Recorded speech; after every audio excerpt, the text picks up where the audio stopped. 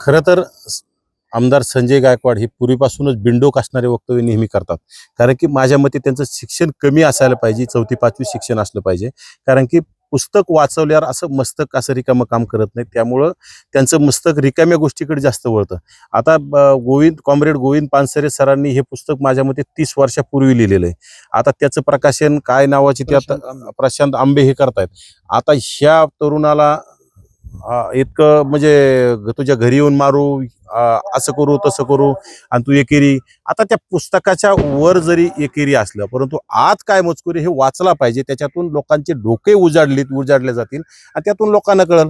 खरं तर हे पुस्तकाचं प्रकाशन करून त्यांचा हेतू किंवा घराघरात छत्रपती शिवरायांचा विचार आणि छत्रपती शिवरायांचं कार्य पोहोचण्यासाठी ते पुस्तक एकदम महत्वाचं आहे. परंतु संजय गायकवाड हे पूर्वीपासून गोरगरिबांवर दादागिरी आणि भंपकगिरी उगं काहीतरी गुंड प्रवृत्तीचा असा आमदार आहे. परंतु एकनाथ शिंदे साहेबांनी ह्या अशा बिंडोक आमदारांना पाठीशी घातलं नाही पाहिजे. अशा लोकांचे खरं तर राजीनामे घेतले पाहिजे आणि गृह प्रशासनाने सुद्धा अशा लोकांवर धमक्या देणाऱ्या लोकांवर कारवाई केली पाहिजे.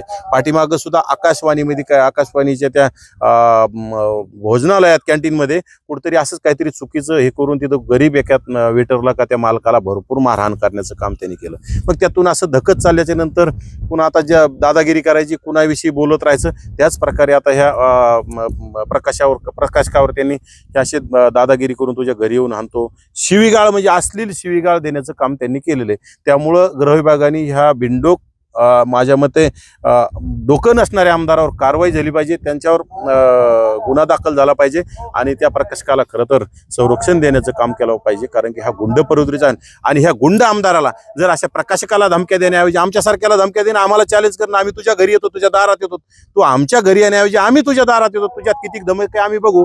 परंतु गरीब माणसं पाहिजे, त्यांच्यावर दादागिरी करायची, मारहाण करायची, ह्या गायकवाडचं पूर्वीपासून चाललेले गुंड प्रवृत्तीचा आमदार आहे. त्याच्यावर अनेक गुन्हे असतील, हे सर्व गुन्हे तपासले गेले पाहिजे, त्याच्यावर कारवाई झाली पाहिजे.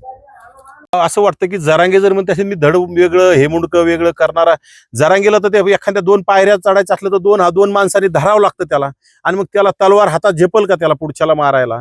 काहीतरी बोलायचं, काहीतरी समाजामध्ये द्वेष निर्माण करायचा. माझ्या मते जरांगीने त्या गोष्टीवर प्रतिक्रिया देण्याची गरज नव्हती. कारण की ह्या फेक ऑडिओ होत्या आणि फेक ऑडिओवर कोणाच्या फेक ऑडिओ यांनीच तयार करून घ्यायच्या आणि पुन्हा भावनिक वातावरण करायचं.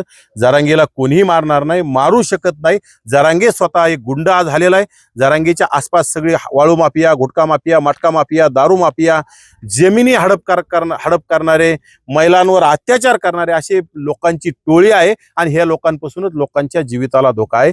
जरांगेच्या जीवाला ओबीसी कडून कुठलाही धोका नाही आणि त्यांनी धोकाचा विचार सुद्धा कधी करू नये.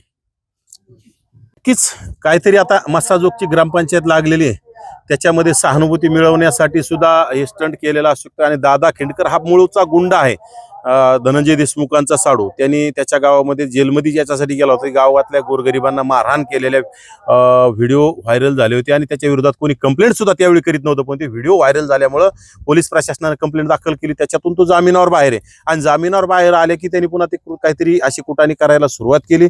आता अगोदर 2 दिवसापूर्वी सांगितलं की बाबा जरांगीला कुठं मारण्याची ऑडिओ क्लिप व्हायरल झाली आणि यात जरांगेचा सुद्धा हात असू शकतो. कारण की जरांगेचं सुद्धा वातावरण संपलेलं आहे आणि वातावरण संपल्यानंतर पुन्हा प्रसिद्धी मिळायची, लोकांना भावनिक करायचं, लोक गोळा करण्यासाठी हे चाललेला खटापे. आणि या सगळ्या जरांगेच्या पिलावळी, धनंजय देशमुख असेल, दादा खिंडकर असेल आणि बीडमध्ये अनेक पिलावळी आहेत ना, हे असे स्टंट करून पाठीमागं सुद्धा अमोल खुने नी कुठंतरी धनंजय मुंडे यांच्याकडून सुपारी घेऊन जरांगेला मारण्याची सुपारी घेतली, अशी भावनिक आवाहन करून लोकांना कुठेतरी वेड्यात काढण्याचा प्रयत्न केला. परंतु मी सांगतोय की त्या बिंडोक 5वी नापास जरांगेला कोणी मारायला रिकामं नाही, त्याला मारायला काही गरज नाही. त्याच्या कर्माने ते मरणारच आहे. प्रत्येक माणूस आपापल्या कर्माने एक दिवस मरत असतो आणि ते ऑलरेडी दारू पिऊन त्याच्या किडन्या खराब झाल्या, ते एक दिवस लवकरच जाणार आहे.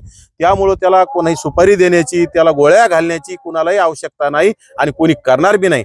जे करायचं असेल तर ते जरांगेकडेच काम आहे. कोणाच्या गाड्या जाळायच्या, कोणाचे घरं जाळायचे, कोणाचे दुकानं फोडायचे, कोणाची तर चोऱ्या करायच्या, लोकांना मारहाण करायची, भयभीत करायचं, हे जरांगेच्या टीमकडे आणि जरांगेच्या पिलावळीकडे काम आहे.